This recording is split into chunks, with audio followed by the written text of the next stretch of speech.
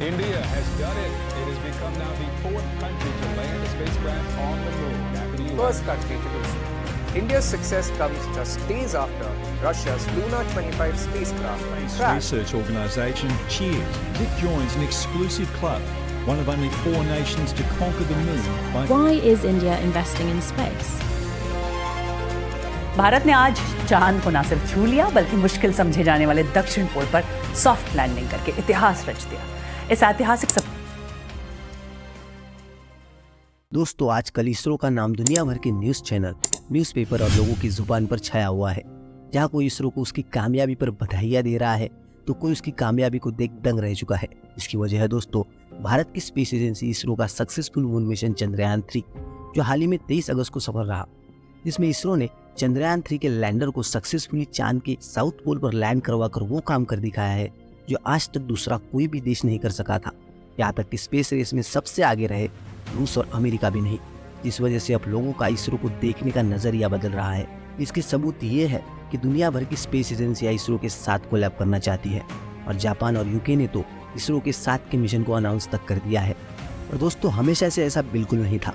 आज जो दुनिया इसरो को उसकी कामयाबी पर बधाइयां दे रही है, पर शुरुआत में यही दुनिया इंडियन स्पेस प्रोग्राम और भारत पर हंसा करती थी और सलाह दिया करती थी कि भारत जैसे गरीब देश को स्पेस प्रोग्राम जैसे बड़े और महंगे सपने की ओर नहीं देखना चाहिए। यहाँ तक कि एक अखबार ने तो ये तक कह डाला था कि India need a rice not a rocket.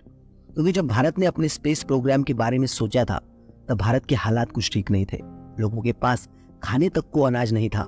हाल ही में देश अंग्रेजों से आजाद हुआ था। यहाँ तक भारत ने जब अपना पहला साउंडिंग रॉकेट लॉन्च किया था तो उसके पार्ट्स को ले जाने के लिए हमें बैलगाड़ी और साइकिल का इस्तेमाल करना पड़ा था। भले ही आज हम चंद्रयान 3 की सक्सेस को देख व्हाट्सएप पर स्टेटस लगा रहे हैं, we proud to be an Indian, पर हमें हमारी उस कहानी के बारे में पता ही नहीं है जिसकी वजह से आज ये सब हो सका है। तो आज इस वीडियो में हम आपको वही बताएंगे और उस वक्त में ले जाएंगे जब इसरो की नींव रखी गई थी।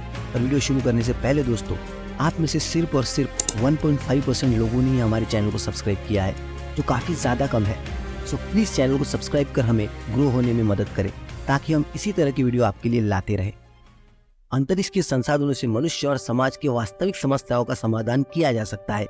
इसी सोच को लेकर एक शख्स हमारे देश भारत में मौजूद थे, जिनके पास ना कोई संसाधन मौजूद थे ना ही अनुभव, पर जो बात उनके पास थी वो था हौसला और एक सपना कि मेरा देश भारत भी विज्ञान और अंतरिक्ष में प्रगति करे।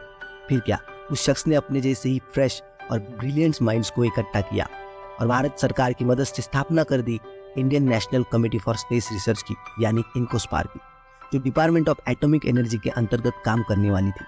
दोस्तों, उस वक्त इनके साथ कई सारे मशहूर नाम जुड़े, जिनमें शामिल थे APJ Abdul Kalam, CV Raman, Satish Dhawan, doctor Homi Bhabha और उन सभी को एक साथ लाने वाले वो शख्स थे विक्रम साराभाई, जिन्हें father of Indian space programme भी कहा जाता है। ये उस वक्त इनकोस्पार के चेयरमैन बने। अब इनकोस्पार की स्थापना तो हो गई थी और स्पेस प्रोग्राम पर काम करना है ये लक्ष्य भी तय हो गया था। और उस वक्त किसी के पास ना ही स्पेस प्रोग्राम से जुड़ा अनुभव था और ना ही इंडिया का कोई स्पेस ट्रेनिंग से जुड़ा प्रोजेक्ट, पर जो भी साइंटिस्ट उस वक्त इनकोस्पार से जुड़े थे उन्हें स्पेस रिलेटेड ट्रेनिंग देना तो बहुत ज़रूरी था। इसलिए विक्रम साराभाई ने नासा से कोलैबोरेशन किया और उसके तहत सभी इनकोस्पार के साइंटिस्ट को नासा से ट्रेनिंग दी गई। और इस ट्रेनिंग के साथ ही एक और चीज़ भारत को मिली, वो था एक साउंडिंग रॉकेट जिसका नाम था नाइकी अपाचे, जिसे अमेरिका से भारत लाया गया और भारत को ऊपरी वायुमंडल की जांच के लिए उसे लॉन्च करवाना था। अब रॉकेट तो भारत को मिल गया था और एक समस्या सभी के सामने खड़ी हो गई, जो थी इसे लॉन्च करवाने के लिए लॉन्चिंग स्टेशन बनाना। और ये उस वक्त हमारे लिए बहुत बड़ी बात थी और हमारे महान वैज्ञानिक कहाँ रुकने वाले थे, और उन्होंने अपने लॉन्चिंग स्टेशन को बनाने की शुरुआत कर डाली। इस रॉकेट लॉन्चिंग स्टेशन को बनाने के लिए सबसे पहले उन्हें वो जगह ढूंढनी थी जहाँ पर वो लॉन्चिंग स्टेशन को बना सके और रॉकेट को लॉन्च कर सके। और उसके लिए उन्हें ऐसी जगह की आवश्यकता थी जो एकदम अलग थलग हो, क्योंकि लॉन्चिंग के वक्त मलबा गिरने की आशंका थी और कोई अपघात अगर हो तो कोई भी जीवित हानि ना हो, इसलिए वो जगह आबादी से दूर समुद्र तट पर होनी जरूरी थी। इसलिए विक्रम साराभाई ने अपने MIT से लौटे छात्र EV चिटनीस को जगह तलाशने की जिम्मेदारी सौंपी और उन्होंने लगभग 200 जगह की लिस्ट बनाई और उसको साराभाई को सौंप दिया। फिर 200 जगह में से छांट कर 3 जगह को शॉर्टलिस्टेड किया गया, जिसमें सबसे पहले स्थान पर थी त्रिविक्रम और अलेपी के बीच की जगह थुरुआतू। पर इस जगह को लेकर एक दिक्कत थी, वहाँ बहुत ज़्यादा मात्रा में ह्यूमिडिटी मौजूद थी, जो आगे चलकर रॉकेट लॉन्चिंग के लिए समस्या बन सकती थी। इसलिए इस जगह को रद्द करवा दिया गया। फिर आखिरकार त्रिविक्रम के पास की थुम्बा इस जगह को फाइनल किया गया। इसे चुनने के पीछे कई सारी वजह थी, जैसे ये जगह एयरपोर्ट से नजदीक थी, इसलिए रॉकेट के पार्ट्स और बाकी सामानों को लाना इस जगह पर आसान था। दूसरा, यहाँ की आबादी बहुत कम थी, बस कुछ मछुआरे यहाँ पे रहते थे, वो भी ज्यादातर चर्च के आसपास ही रहा करते थे। इसके अलावा एक वैज्ञानिक वजह भी इसके चुनाव के पीछे थी। ये जगह विषुववृत्त रेखा की यानी अर्थ इक्वेटर के काफी ज्यादा नजदीक थी, यानी यहाँ से अगर किसी ऑब्जेक्ट को पृथ्वी से बाहर निकालना हो तो बहुत ज्यादा ऊर्जा की जरूरत नहीं लगती थी। और इन सारे कारणों को देखकर इस जगह को रॉकेट लॉन्चिंग के लिए फाइनल किया गया। अब बस इस जगह को खाली कराना बाकी था और इसलिए विक्रम साराभाई और एपीजे अब्दुल कलाम इस जगह पर पहुंचे, जहां वो वहां के चर्च के बिशप से मिले, जो थुम्बा के सेंट मैग्नेलन चर्च के बिशप थे और उनका घर भी चर्च से जुड़ा हुआ था। जब साराभाई और अब्दुल कलाम ने अपनी बात को बिशप के सामने रखा तो उस पर बिशप ने कोई जवाब तो नहीं दिया, बस उन्हें अगले दिन रविवार को चर्च में बुलाया। रविवार को जब प्रार्थना के लिए सब लोग एकत्रित हुए तो बिशप ने लोगों से कहा, एक मशहूर वैज्ञानिक आए हैं जो चाहते हैं कि मैं चर्च और उसके साथ लगा अपना मकान उन्हें दे दूं ताकि वो अंतरिक्ष विज्ञान पर रिसर्च कर सके। तब विक्रम साराभाई और अब्दुल कलाम वहीं पर मौजूद थे और कलाम इस वाकये के बारे में अपनी किताब में लिखते हैं कि बिशप ने लोगों से आगे कहा कि विज्ञान मानव जीवन को प्रभावित करने वाले सत्य को तलाशता है और कुछ इसी तरह का कार्य हम जैसे धर्मगुरु ईश्वर की सहायता से करते हैं। मतलब मैं और विक्रम साराभाई एक ही काम कर रहे हैं तथा विज्ञान और आध्यात्मिकता इन दोनों को ही ईश्वर की अनुकंपा की जरूरत है ताकि मानव शरीर और दिमाग की बेहतरी हो सके। इसलिए बच्चों, क्या ईश्वर की इस जगह को हम विज्ञान के मिशन के लिए दे सकते हैं? इस पर वहाँ कुछ पलों के लिए सन्नाटा सा छा गया और कुछ ही देर में सभी लोगों ने एक आवाज में इसकी अनुमति भी दे दी और इनको स्पार्क को रॉकेट लॉन्चिंग के लिए जगह मिल गई और थुम्बा की इस जगह पर करीब 2 किलोमीटर और 600 मीटर के एरिया में रॉकेट लॉन्चिंग स्टेशन बनाया गया, जिसका नाम रखा गया Thumba equatorial rocket launching station, जहां चर्च को बनाया गया स्पेस लेबोरेटरी और बिशप के घर को बनाया गया ऑफिस और थुम्बा के सारे लोगों के लिए पालीथुरा इस नई जगह पर पक्के मकान और एक नई चर्च सिर्फ 100 दिन के अंदर बनाई गई। अब इस प्रोग्राम की सफल शुरुआत तो हो गई थी, पर थुम्बा के इस रॉकेट लॉन्चिंग के वक्त सभी साइंटिस्ट को कई चुनौतियों का सामना भी करना पड़ा, क्योंकि वहाँ ऑफिस तो मौजूद था पर उस ऑफिस की परिस्थिति आज के ऑफिस की तरह बिल्कुल नहीं थी और बेसिक रिक्वायरमेंट जो आज हर ऑफिस में मौजूद रहती है वो तक वहाँ पर मौजूद नहीं थी। इस प्रोजेक्ट के वक्त वैज्ञानिक रहे आर अरुणा मुदन अपनी किताब द इसरो पर्सनल हिस्ट्री में इसके बारे में लिखते हैं, उस वक्त हम लोग कहीं आने जाने के लिए साइकिल का इस्तेमाल किया करते थे, यहाँ तक कि हमें रॉकेट का कोई पार्ट भी लाना होता तो भी हमें साइकिल का इस्तेमाल करना पड़ता था, क्योंकि उस वक्त हमारे पास एक जीप तो मौजूद थी पर वो ज्यादातर व्यस्त ही रहती थी। हम लोग विक्रम साराभाई के नेतृत्व में काम करने लगे थे, लेकिन चर्च में कोई कैंटीन नहीं थी, लिहाजा चाय या नाश्ते के लिए हमें साइकिल से त्रिविक्रम रेलवे स्टेशन जाना पड़ता था और वहीं से हम सारा सामान मिलाते थे।